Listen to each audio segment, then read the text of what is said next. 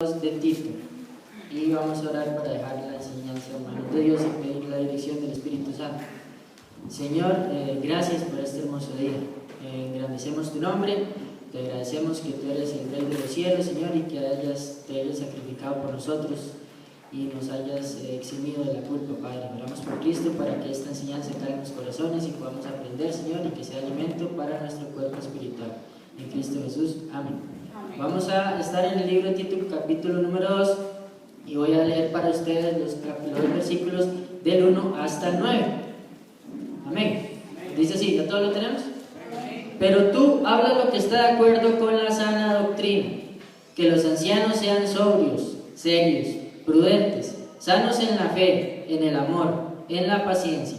Las ancianas asimismo sean reverentes en su porte, no calumniadoras, no esclavas del vino, maestras del bien, que enseñen a las mujeres jóvenes a amar a sus maridos y a sus hijos, a ser prudentes, castas, cuidadosas de su casa, buenas, sujetas a sus maridos, para que la palabra de Dios no sea blasfemada. Exhorta asimismo a los jóvenes a que sean prudentes, presentándote tú en todo como ejemplo de buenas obras, en la enseñanza mostrando integridad, seriedad, palabra sana e irreprochable, de modo que el adversario se avergüence y no tenga nada malo que decir de vosotros. Exhorta a los siervos a que se sujeten a sus amos, que agraden en todo, que no sean respondones, y hasta ahí vamos a quedar en la escuela dominical. Amén. Bien, recuerden que la semana pasada el pastor también nos estuvo hablando un poquito de Tito, habló del capítulo número 1, y dentro de eso recuerden que esta carta se le escribe a Tito. Tito es un joven griego convertido, o sea, es de las primeras personas que son puestos como pastor y que no era de los judíos, ¿verdad? Entonces Tito también es llamado por Pablo como mi hermano, mi compañero y mi colaborador. Vimos que ahí en Gálatas, cuando abrimos el culto, decía un poquito que a Tito se le quería mucho y muchas cosas más. Aparte de eso, también es muy importante que Tito se le asignaba tareas como muy difíciles, especialmente la tarea que estaba haciendo en este momento, que fue quedarse en Creta. Si nos vamos al capítulo 1, por ahí es donde dice en Creta, ¿verdad? En el 5. Por esta causa te dejé en Creta para que corrigieses lo deficiente y establecieses ancianos en cada ciudad, así como yo te mandé. O sea, Tito ya era una persona que se le mandaba responsabilidades importantes. ¿Por qué les digo que Creta era un lugar difícil? Igual el pastor nos lo comentó un poco la semana pasada, yo estuve averiguando un poquito de eso y me llamó mucho la atención que resulta que Creta era un lugar donde nació ellos crearon el famoso Zeus. Ahí fue donde salió Zeus, o Saturno también se le llamaba. Entonces era como el dios principal de las deidades. Aparte de ellos tenían la famosa fábula del Minotauro.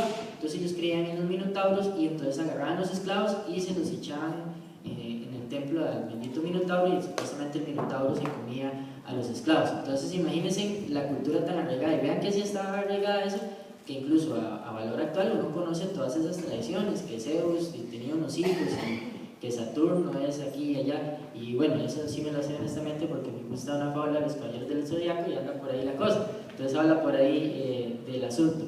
Pero vean que él estaba en un lugar que la situación era difícil, porque ya ellos tenían muy arraigado el bendito Zeus y todo este tipo de fábulas. Entonces vean que para empezar le dice, pero tú habla lo que está de acuerdo con la sana doctrina. Es como un punto y seguido de lo que estaba hablando anteriormente. ¿Qué era lo que le mandó anteriormente? Vean el versículo 1:14, no atendiendo a fábulas judaicas ni a mandamientos de hombres que se apartan de la verdad. Entonces a él le dice, Tito, usted está donde está, no hay problema, pero usted tiene que procurar la sana doctrina. O sea, usted tiene que aprender ya todo lo que yo le enseño, usted tiene que ponerlo en práctica. No se desvíe y no diga que resulta que el Minotauro se convirtió al cristianismo y iba a ir a la iglesia. No sé, algún enredo ahí, alguna fábula que pudiera inventar en ese lugar. El libro de Tito también nos habla muy bien de la relación entre Dios, los hermanos y la sociedad de la iglesia, y especialmente estos versículos que están aquí nos da como lineamientos que deben de tener los miembros de la iglesia, y vamos a irlo viendo número 1. Entonces, verso 1 habla de acuerdo a lo que está la sana doctrina y lo dice por lo que acabamos de decir de las fábulas, ¿verdad? O sea, los cretenses eran muy dados a las fábulas, a los cuentos, a todo este tipo de situaciones que se dan.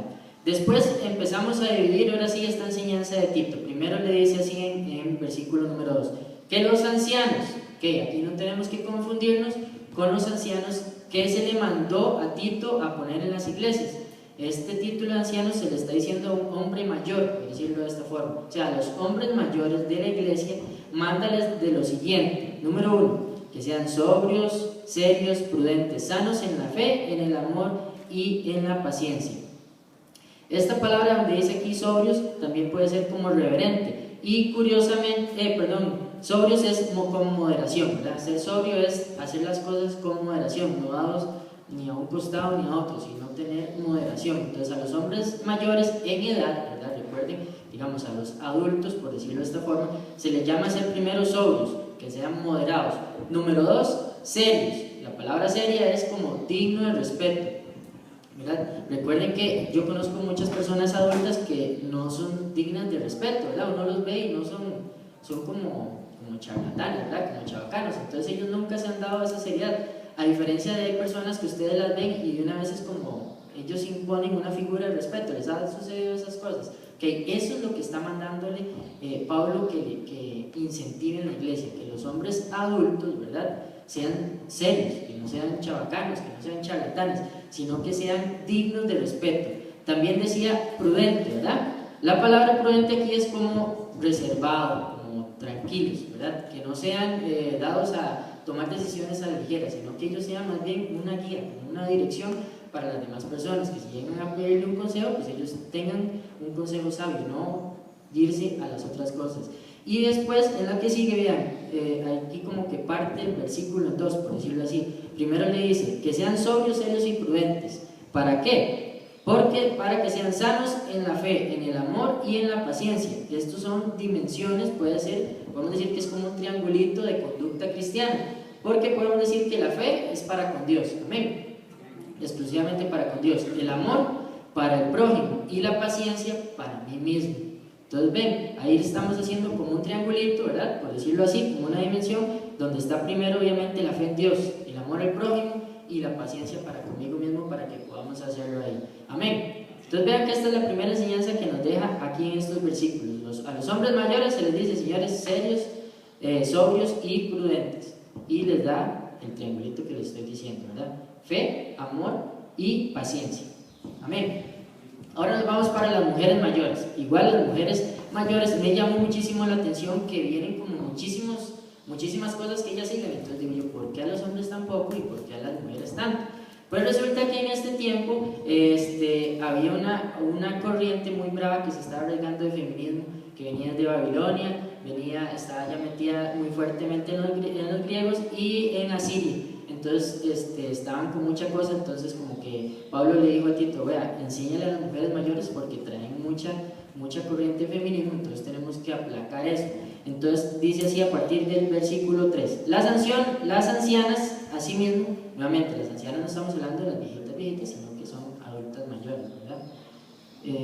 Sean así mismas reverentes en su porte, no calumniadoras, no esclavas del vino, maestras del bien. 4, que enseñen a las mujeres jóvenes a amar a sus maridos y a sus hijos, a ser prudentes, castas, cuidadosas de su casa, buenas, sujetas a sus maridos, para que la palabra de Dios no sea blasfemada. Vean que básicamente son 1, 2, 3, le dedicaron 3 versículos a las mujeres y a los ancianos, o sea, al hombre adulto, solo 1, ¿verdad? Entonces esto tiene que llamarnos la atención porque era que el asunto andaba por ahí, ¿verdad? O sea, él tenía que hacer como una media limpia de ese feminismo para volver a las enseñanzas correctas, amén.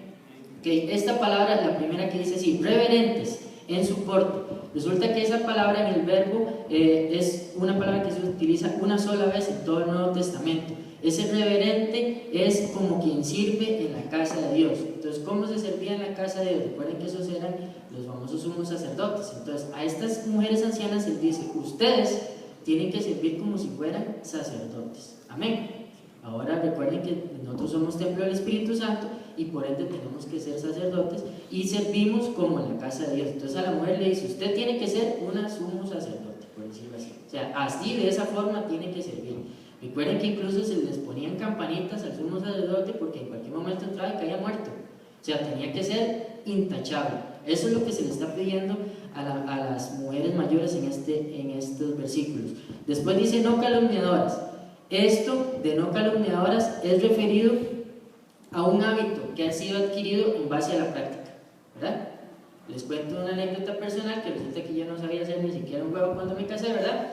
Entonces Mariana me ha ido ahí como enseñando, no muy agradable la cosa, pero me ha ido enseñando. Pero ya sé hacer huevos de eso, que le da uno, a mí me gusta mucho el huevo, pero que quede tierno, ¿verdad? Pues ya aprendí a hacer el bendito huevo tierno, pero ¿cuántos huevos tuve que hacer para poder aprender a hacer eso? O sea, tuve que hacer como... al principio eran siempre revueltos, es que se llaman pateados. Al principio siempre era pateado porque nunca me salía el bendito chunche, ¿verdad? No sabía ni siquiera partir el huevo. Pero en base a la práctica ya se debe hacer el huevillo y le doy la vuelta y ya queda todavía con el liquidito ese, el rojo, el amarillo, que es lo que me gusta a mí. Entonces justamente esto es lo que habla aquí de calumniadoras, que la mujer, digamos, se quite, que no tenga el hábito de ser calumniadora, pero en base a la práctica, o sea, en base a estar en eso, en eso, en eso, en eso, más o menos. Ven, igual como cuando, bueno, nunca aprendí a coser, recuerdo que en el colegio incluso yo hacía algo en el colegio, entonces mi mamá me hacía el favor de deshacerlo y lo hacía bien para poder presentar los trabajos, pues si no me hubieran quedado en hogares industriales. Pero de igual forma es lo mismo, es un proceso. Si uno aprende a coser, pues entonces ya después es más sencillo por la práctica. Básicamente esto es lo que les está diciendo, no calumniadores, o sea que no en base a la práctica estar en ese vacilón de calumniar, pues entonces se vaya adquiriendo a fuerza hacer esa calumnia, entonces eso es lo que se le pide. No esclavas del vino, pues no esclavas del vino está muy sencillo, ¿verdad? Simplemente, nuevamente, que no sean abusivas con eso. Después de eso, hacemos nuevamente como un freno ahí, no esclavas del vino. ¿Para qué? Para que una vez que ustedes fueran de esa forma, podían ser maestras del bien. Maestras del bien no es como que ya terminan de enseñar, sino que están, enseñen. O sea, que están enseñen todo el tiempo a las personas. O sea, es como una enseñanza continua que la mujer adulta tiene que hacer sobre la mujer joven, ¿verdad? Porque vean que dice, maestras del bien. ¿Para quién tienen que ser maestras del bien? Para las mujeres jóvenes, ¿verdad? Y ahí les dice, que enseñen a amar a sus maridos y a sus hijos.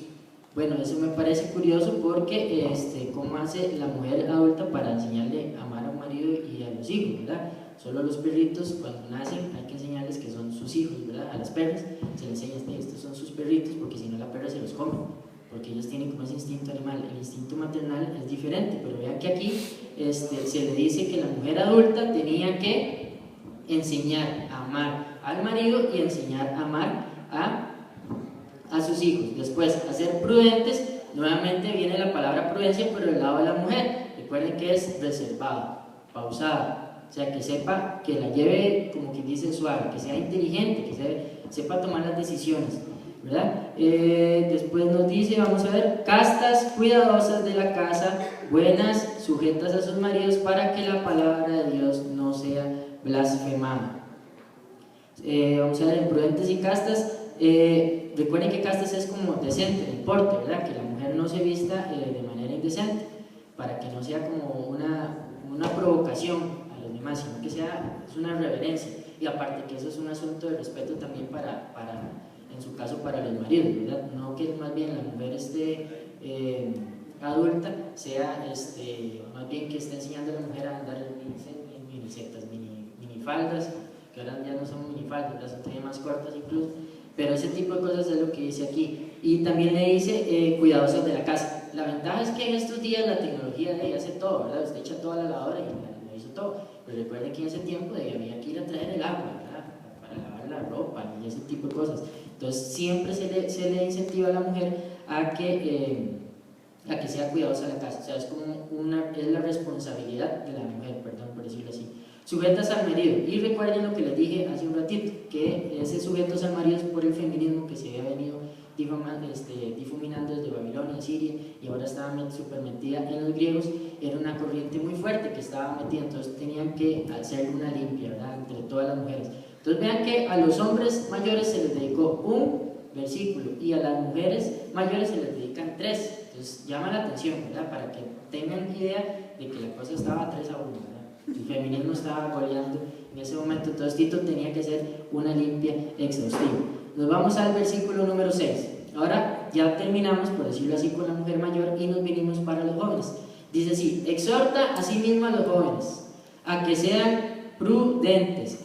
Nuevamente prudentes, ¿verdad? A las tres, de momento nos está diciendo sean prudentes. Hombres adultos, prudentes. Mujer adulta, prudente. Y ahora el joven también le dice prudencia, ¿verdad? Al joven todavía tiene que ser más prudente, tiene que enseñarle más prudencia, porque vean lo que dice. ¿Dónde estamos? Exhorta, prudentes, presentándote tú en todo como ejemplo. Porque Tito era una persona joven. Entonces, la prudencia tenía que decir, sean prudentes, pero yo no soy prudente, ¿verdad? No, sino que es, más bien usted se me presenta como un libro abierto, ¿verdad? Que la prudencia sea su norte y que usted enseñe la prudencia en base a cómo usted está viviendo el día a día. Después, como ejemplo de buenas obras en la enseñanza, mostrando integridad, seriedad. Bueno, vamos a presentar aquí, vamos nuevamente con el 7, presentándote tú en todo ejemplo de buenas obras. Me llama mucho la atención y me puse a pensar, cuando estuvo Donald por aquí, me enseñó las fotos del hijo, ¿cómo se llama el hijo mayor? De Josué. Que Josué se fue para la gente que se inundó. ¿Cómo es que se llama allá arriba? ¿Parrita? ¿Qué tal? Upal. Bueno, él fue a Upal ahí a barrelarse, y yo me puse a pensar, ¿por qué? O sea, ¿qué incentiva a una persona a ir tan allá a ayudar y todo? Obviamente el amor por los demás. Pero, digamos, yo en mi caso yo no hubiera ido, pero si hubiera sido joven, obviamente es así como, vamos a pasear y a ver qué pasó y ayudarle a las personas, ¿verdad? Justamente eso es lo que se quiere incentivar en el joven tiene como más energía, pero entonces que canalice esa energía como en buenas obras, en ayudar a las demás personas. Entonces, él fue hasta allá, o sea, obviamente desde aquí sería más largo, tal vez ahí es como un poquito más cerquita, pero no deja de ser, está gastando, invirtiendo su tiempo. Imagínense todas las cosas que tuvo que haber visto y ayudado a las personas. Ahí me hicieron un video donde las calles eran ríos las calles, y yo me puedo pensar, ¿por qué ir uno a arriesgarse ahí por ayudar a los demás, verdad? Tal vez sí es un pensamiento un poco más egoísta de mi parte, pero el joven es como más dado a ese tipo de aventuras. Entonces, que sus aventuras sean hacia hacer las buenas obras a las demás personas, ¿verdad? Con prudencia. Amén. Dice así luego, en la enseñanza, y ahora le dice ahí, ¿verdad? En la enseñanza mostrando integridad, seriedad, ¿verdad? ¿Qué significa eso? La integridad es saber hacer lo correcto. Recuerden que saber hacer lo correcto no es tan fácil hasta que estamos en una situación donde estamos solos, donde es verdaderamente donde sale nuestro carácter. ¿Qué hacemos cuando estamos solos? O sea, podemos mantener las cosas que yo estoy diciendo aquí en el púlpito cuando yo estoy solo en mi casa, o ahí se me cayó el carácter y soy aquí una persona y otra persona en la calle. Ahí es donde verdaderamente se muestra esa integridad, ¿verdad? Yo tengo que ser lo que soy aquí, lo que soy en la calle, ¿verdad? Y viceversa, porque eso es lo que se le está pidiendo a Tito como joven, ¿verdad? Que sea ejemplo. Otra cosa que se me olvidó decirles en el ejemplo, que el verbo utilizado aquí para dar ejemplo, por decirlo así, es como una herida que está marcada, ¿verdad? Por un golpe, ¿verdad? Si ustedes tienen una herida, yo tengo aquí esta herida que me hizo un perro. Se estaban peleando entre ellos, entonces yo alcé el perrillo y con la uña me rasgó y tengo esta herida. Entonces a mí nunca se me olvida. O sea, yo la tengo y me la veo yo, qué increíble que fue una herida pequeñilla, pero me quedó una gran marquilla. Y siempre me acuerdo del momento donde yo levanté el perro. Entonces vean que básicamente ese ejemplo es eso, que usted esté recordando, que sea como una herida, que usted esté recordando para hacer eso. De esa forma nosotros podemos llegar a hacer la integridad que les estoy diciendo, desarrollo de carácter, que verdaderamente nosotros digamos, bueno, lo que yo hago aquí, verdaderamente lo estoy predicando con mi propio ejemplo. Amén. Ok, integridad sería 8. Palabra sana y reprochable, de modo que el adversario se avergüence y no tenga nada malo que decir de vosotros. Eso es como llegar a la corte, ¿verdad? Y que te estén acusando de algo y que resulta que no tienen pruebas. Entonces, ¿quién va a quedar avergonzado? Por supuesto que la parte que está acusador. ¿Y quién es el mayor acusador? Pues Satanás, ¿verdad? Básicamente le está diciendo eso a Tito, que los demás que estén ahí, recuerden que en Creta eran muy dados a las fábulas, y entonces les dice que las demás personas que están ahí con Zeus y con Saturno y con todos los minotauros y los que quieran, les dé vergüenza, que no tengan nada que decir de ustedes. O sea, que si les van a decir y van a un juicio, no tengan absolutamente nada que decir. Ahora recuerden que esta semana estamos leyendo en la iglesia el libro de Hechos, y eso fue lo que le pasó a Pablo. Se lo llevan para un lado, para otro y para otro y para otro, pero porque no tenían nada que decir malo de él. O sea, querían encarcelarlo y matarlo, pero ¿cuáles son las pruebas? Si llegaban y no habían pruebas. Justamente eso es lo que se les está diciendo a ellos. No hay pruebas. Eso es lo que quiere que Pablo le está diciendo a Tito, que el adversario se avergüence, o sea, le da vergüenza, que mejor calladito más bonito, ¿verdad? Mejor no hubiera dicho nada, porque imagínense lo que es llegar a un juicio sin pruebas a acusar a otra persona, peligrosamente más bien le puede venir una contrademanda en ese sentido, ¿verdad? Amén. Y por último vamos al versículo número 9, dice: exhorta a los siervos a que se sujeten a sus amos, que agraden en todo y que no sean respondones. Recuerden que en otros libros ya se ha hablado mucho de los amos, Pablo ha hablado mucho de los amos, entonces en esta oportunidad habla de los siervos, ¿verdad? Para demostrar que Dios es igual para los siervos y para los amos. Recuerden que en este tiempo era muy normal que hubieran esclavos y todo esto. Entonces a ellos se les está diciendo: por favor, demuestren ustedes que Dios vive en ustedes, ustedes son un templo y que ustedes son sujetos, no respondones, ¿verdad? Y nos vamos a meter en el versículo 10 un segundito, también dice: no defraudando, sino mostrándose fieles en todo, para que en todo adornen la doctrina de Dios nuestro Salvador. O sea, nos está pidiendo a nosotros que seamos un libro abierto, que seamos personas que demos testimonio. Y nuestro testimonio es muy importante, que también es lo que quiero dar a entender en la enseñanza del día de hoy. El testimonio personal de cada uno de nosotros es lo que tiene que hablar a las demás personas. Vean que aquí ya nos dijo para la iglesia, bueno, hombres adultos, mujeres adultas y jóvenes, y en ese caso siervos que existían en ese tiempo.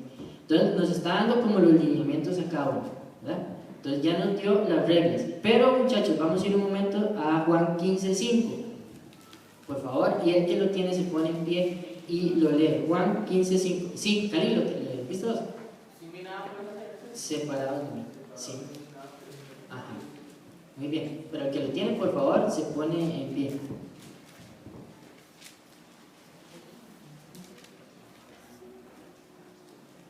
Amén. Ajá.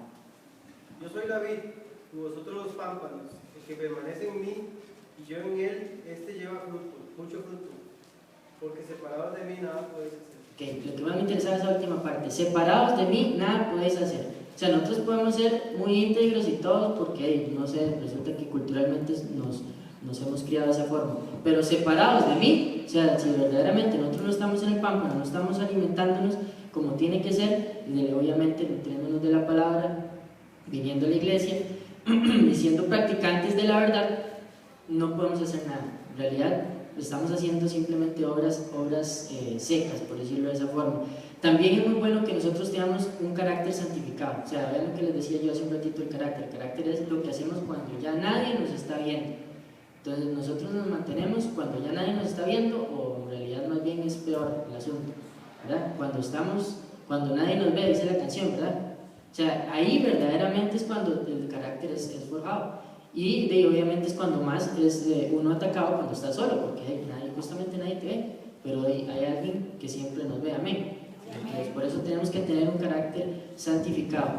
Resistencia, siempre, nunca se me va a olvidar la enseñanza que dio Diego aquí de resistir al diablo, y él lo dirá de vosotros. Resistir, no pelear, resistir. La tentación se resiste, no se pelea, porque usted tiene las de perder siempre ante la tentación. Pero resistir es soportar, ¿verdad? Como si le pusieran un saco de algo. Entonces usted resiste ahí el peso hasta que se lo quita y ya.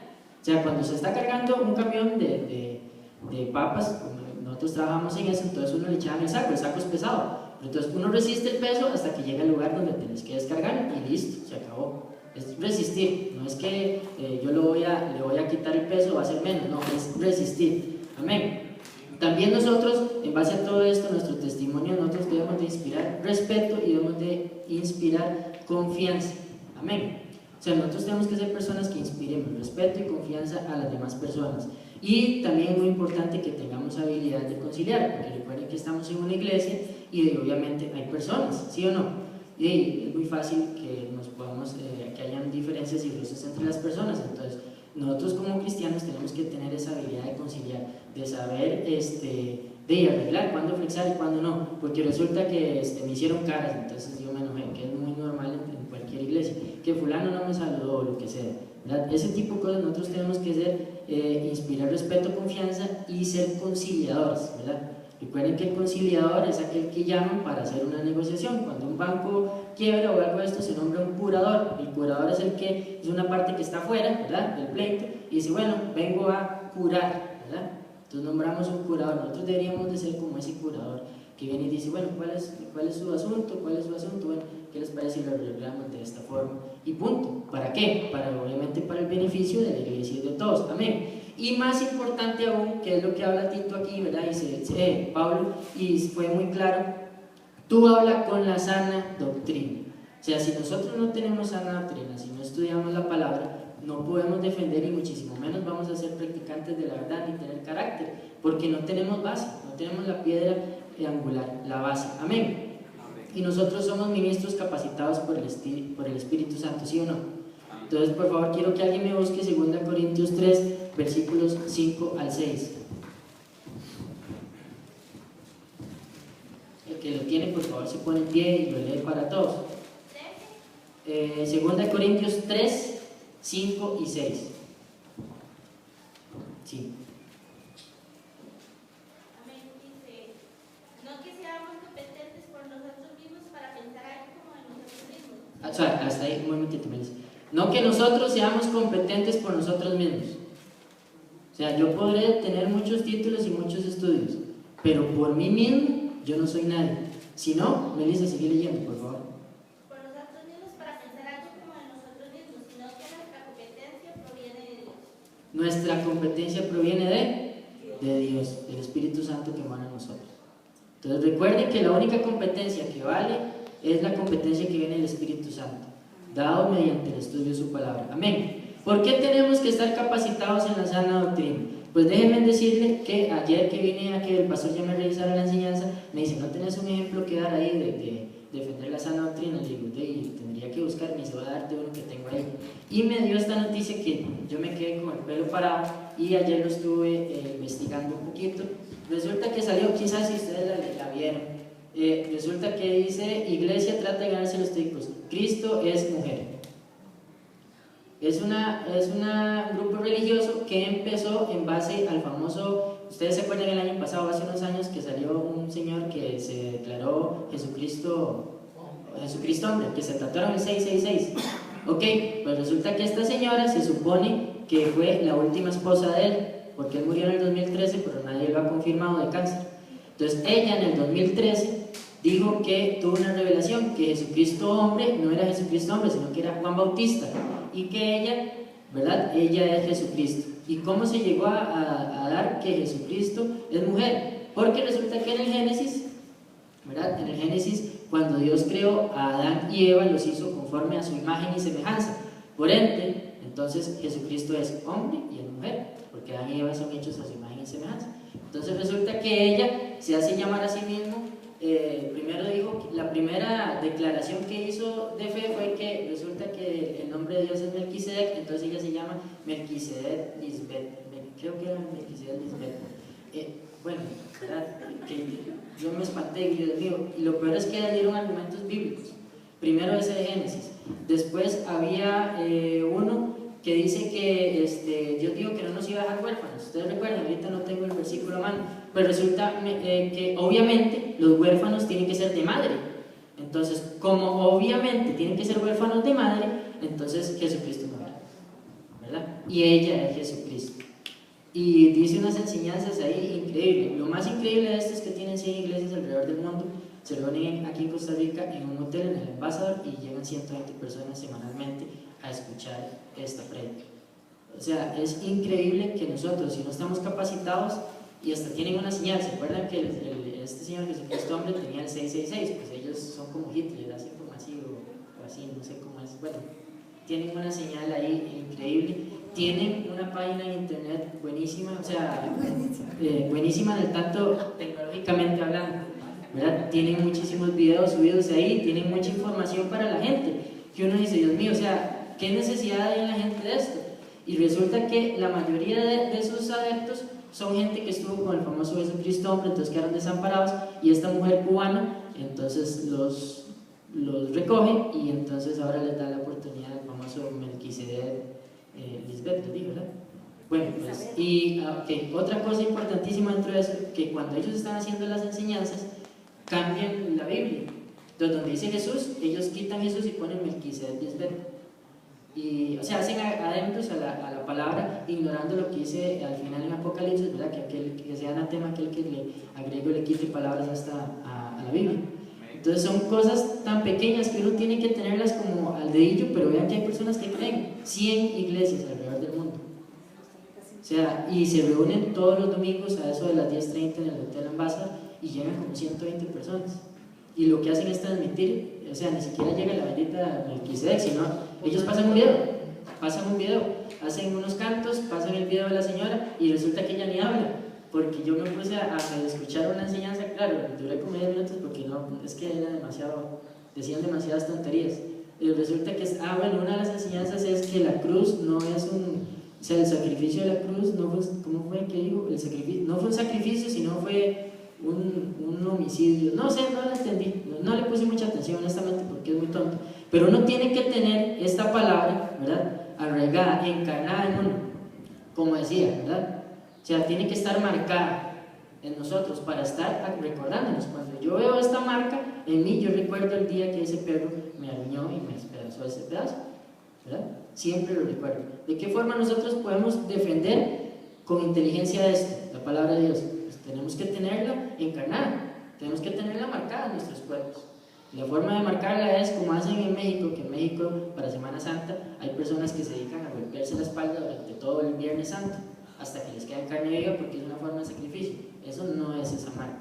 Esa marca, estamos hablando de una marca indeleble, ¿verdad? Una marca en nuestro corazón. Amén. Bueno, vamos a ponernos en pie para agradecerle a Dios